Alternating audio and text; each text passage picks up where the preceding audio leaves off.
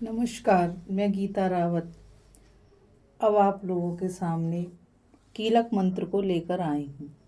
इससे आगे हमने अग्रला के बारे में पढ़ा था, अब हम कीलक के बारे में जानेंगे। सबसे पहले इसमें आता है कि कीलक का अर्थ क्या होता है। कीलक का अर्थ होता है किसी चीज़ को छुपा देना या किसी चीज़ को गुप्त कर देना।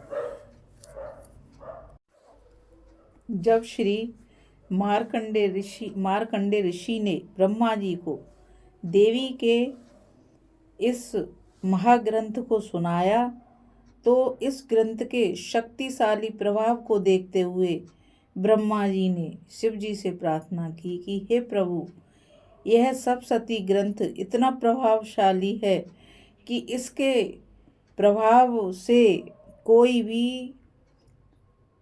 भी गलत फ़ायदा उठा सकता है।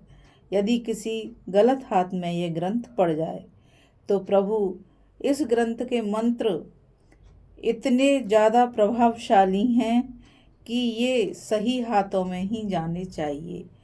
तो आप इसका कुछ उपाय करिए। इन सब बातों को देखते हुए देवों के देव महादेव ने इस ग्रंथ को किलित कर दिया।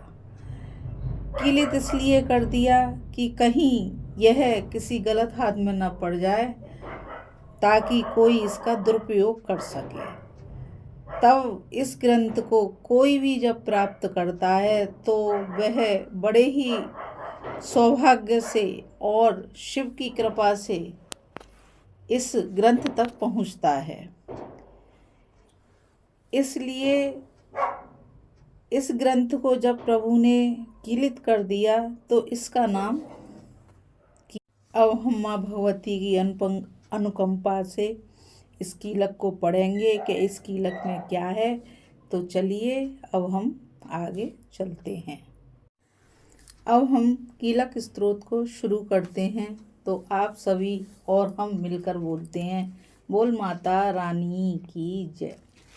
महर्षि श्री मार्कंडे जी बोले, निर्मल ज्ञान रूपी शरीर धारण करने वाले देवत्रयी रूप दिव्य 3 नेत्र वाले, जो कल्याण प्राप्ति के हेतु हैं तथा अपने मस्तक पर अर्धचंद्र धारण करने वाले हैं, उन भगवान शंकर को नमस्कार है। जो मनुष्य इन कीलक यंत्रों को जानता है वही पुरुष कल्याण को प्राप्त करता है। जो अन्य मंत्रों को जपकर केवल सप्तशती स्त्रोत से ही देवी की स्तुति करता है, उसको इससे ही देवी की सिद्धि हो जाती है। उन्हें अपने कार्य की सिद्धि के लिए दूसरे की साधना करने की आवश्यकता नहीं रहती। बिना जप के ही उनके उच्चाटन आदि सब काम सिद्ध हो जाते हैं। लोगों के मन में शंका थी कि केवल सप्तशती की उपासना से अथवा सप्तशती को छोड़कर अन्य मंत्रों की उपासना से भी समान रूप से सब कार्य सिद्ध हो जाते हैं, तब इनमें कौन सा श्रेष्ठ साधन है। लोगों की शंका को ध्यान में रखकर भगवान शंकर ने अपने पास आए हुए जिज्ञासुओं को समझाया कि यह सप्तशती नामक संपूर्ण स्तोत्र ही कल्याण को देने वाला है। इसके पश्चात भगवान शंकर ने चंडका के सप्तशती नामक स्तोत्र को गुप्त कर दिया। अतः मनुष्य इसको बड़े पुण्य से प्राप्त करता है। इसके पश्चात भगवान शंकर ने चंडका के सप्तशती नामक स्तोत्र को गुप्त कर दिया। अतः मनुष्य इसको बड़े पुण्य से प्राप्त करता है। जो मनुष्य कृष्ण पक्ष की 14 अथवा अष्टमी को एकाग्रसित होकर देवी को अपना सर्वस्व समर्पित कर देता है और फिर उसे प्रसाद रूप में ग्रहण करता है, उसी पर दुर्गा प्रसन्न होती हैं, अन्यथा नहीं होती।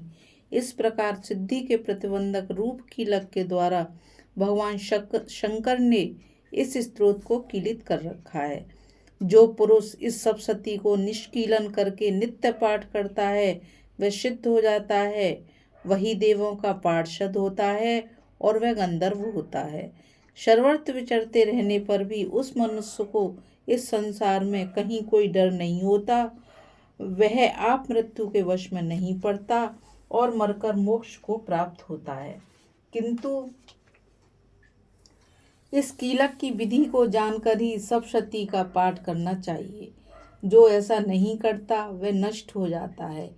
कीलन और निष्कीलन संबंधी जानकारी के पश्चात ही यह स्तोत्र निर्दोष होता है और विद्वान पुरुष इस निर्दोष स्तोत्र का ही पाठ आरंभ करते हैं।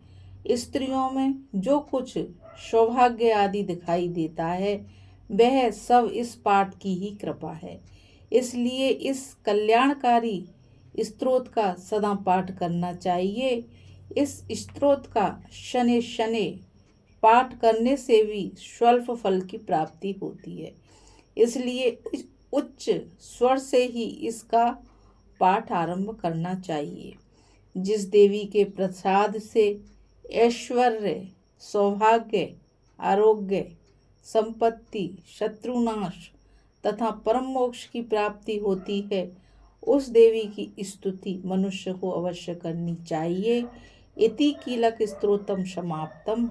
बोल सच्चे दरबार की जय।